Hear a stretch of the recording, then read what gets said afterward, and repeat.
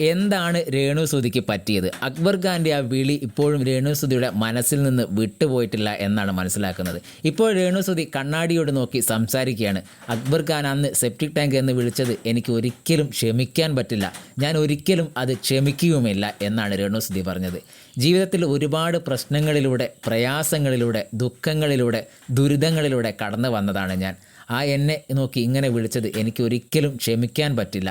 എനിക്ക് തോന്നുന്നു അന്ന് ലാലേട്ടൻ വന്ന ഇതേക്കുറിച്ച് സംസാരിച്ചപ്പോൾ രേണുസുതിയോട് ചോദിച്ചിരുന്നു എന്താണ് ഇതിനെക്കുറിച്ച് പറയാനുള്ളതെന്ന്.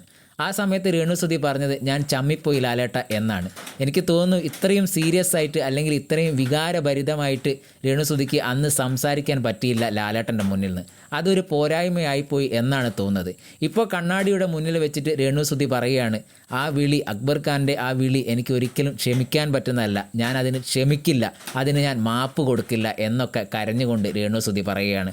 ഒരുപക്ഷെ പ്രേക്ഷകരുടെ മനസ്സിൽ ഒരു സങ്കടമുണ്ടാവാം, എന്നാൽ ഇതൊരു ഡ്രാമയാണോ അല്ലെങ്കിൽ രേണുസുതിയുടെ നാടകമാണോ എന്നും സംശയിക്കുന്നവരുണ്ടാവാം. ഒരുപക്ഷെ കാണുമ്പോൾ എനിക്ക് തോന്നുന്നത് ഇത് രേണുസുതിയുടെ ഉള്ളിൽ ആയങ്ങളിൽ ഇത് തറച്ചു പോയ ഒരു വാക്കായി മാറിയിട്ടുണ്ട്. അത്രത്തോളം സങ്കടമുണ്ട് രേണുസുതിയുടെ മനസ്സിലെന്നാണ്. ഈ വീഡിയോ കണ്ട നിങ്ങളുടെ അഭിപ്രായം നിങ്ങൾ കമൻറ്റായി രേഖപ്പെടുത്തുക.